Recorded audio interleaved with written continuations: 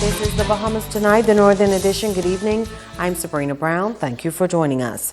Topping the news tonight, police getting a major break in 4 of the recent homicides on Grand Bahama. At a press conference this morning, the officer in charge of Grand Bahama, Senior Assistant Commissioner of Police, Emric Seymour, commended officers for their diligence. He also applauded members of the public for the role they played in helping to bring a resolution to these outstanding matters.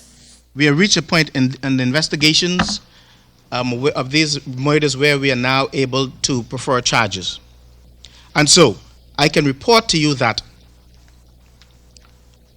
we are in the process of we have preferred charges in 4 of the last 5 murder incidents we've had in Grand Bahama. The first murder happened, 3 persons were shot on the 21st of March, where 2 females and a male was shot. One of the females and one of the male would have lost their lives in the Garden Villas area.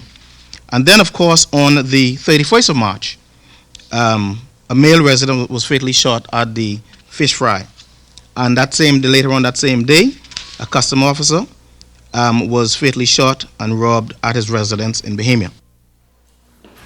ACP Seymour says the April 3rd fatal shooting incident in 8 Mile Rock that claimed the life of Sanchez Bethel remains unsolved, but he says police are aggressively pursuing that investigation as well.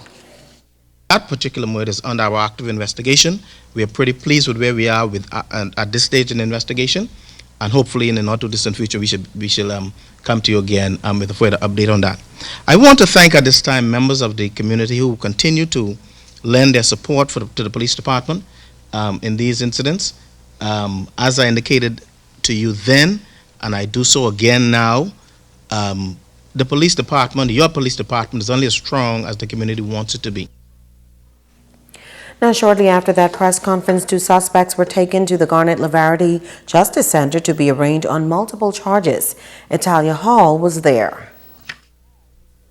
Armed officers stood guard outside the court on Tuesday afternoon, while a crowd of curious onlookers waited in the courtyard for the arraignment of 2 suspects accused of 4 of the recent murders on Grand Bahama.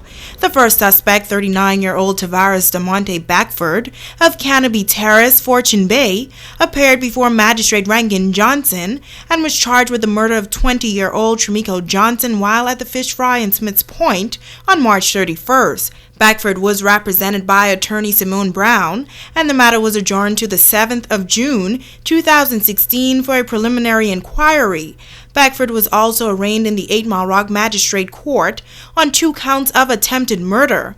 Backford is accused of shooting 2 men at a bar in the Hunters area on the evening of March 23rd, and on 1 count of possession of a firearm with the intent to endanger life. These matters were adjourned to the 9th of June 2016 for a preliminary inquiry. The second suspect, 19-year-old Ronaldo Hudson of Tasman Circle, was arraigned before Magistrate Debbie Ferguson on possession of a firearm and ammunition. Hudson pleaded guilty to both charges and was sentenced to 4 years at the Department of Correctional Facilities. Hudson was also arraigned before Magistrate Debbie Ferguson for the double murder that occurred in the ghetto area. Jacqueline Ambrister and Noel Dilly Hamilton was killed in that incident. Hudson was also charged with attempted murder as a third person, Agatha Gator, was injured during that shooting incident in the ghetto on March 21st. Hudson was not required to enter a plea, and he is scheduled to return to court on July 6 for a preliminary inquiry. Hudson was also charged with the murder and armed robbery of Customs Officer Kevin Hanna. Hanna was gunned down outside his home on March 31st in South Bahamas, and his vehicle, a blue Nissan, was stolen. Hudson was not required to enter a plea, and the matter was adjourned to the 4th of July 2016 for a preliminary inquiry. Backford and Hudson were denied bail, however, both can apply to the Supreme Court for bail. Reporting for ZNS Network News, I'm Italia Hall.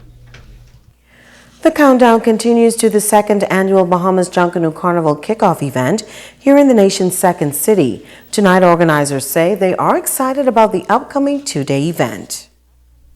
Bahamas Junkanoo Carnival 2016 is expected to begin on a high note once again with a two-day kickoff event at Taino Beach here in Grand Bahama. Consultant Ginger Moxie says it's all about impacting the lives of Bahamians, and this year the economic impact will be even greater. Last year we had 52 vendors in total.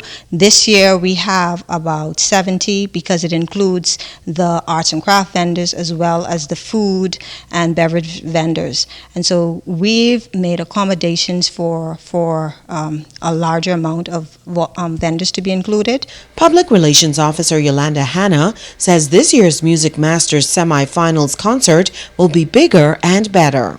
We're proud that 15 entertainers are coming, singers and songwriters. They're coming to Grand Bahama to perform in front of a high-capacity crowd.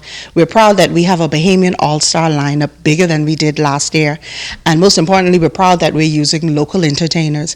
Executive with the Grand Bahama Island Tourism Board, Carmel Churchill, says some 70 travel agents from throughout the United States will attend this year's kickoff event, and this could mean big business for Grand Bahama Island going forward. The one component that we're looking forward to that will affect our 2017 Carnival attendance is the fact that these travel agents will be able to come and experience what will take place here, go back, develop packages. They understand how the event impacts a destination. They understand what people will see and experience in the destination, and they can package this, which we are really excited about and know that it will definitely show us an increase in bookings into the destination. This year, a new element to the Bahamas Junkanoo Carnival will be an air show. Jeffrey Pinder of the Ministry of Tourism says there will be a special event for young people. Starting at about 9 a.m. until 2 p.m., the young eagles are going to have the opportunity to have their own little seminar, little aviation experience at the Western Air Terminal. And so we're encouraging parents to get their kids involved for this Friday, where they can have a first-hand view as what it is to be in the aviation industry. Stay with us, there's more news after this.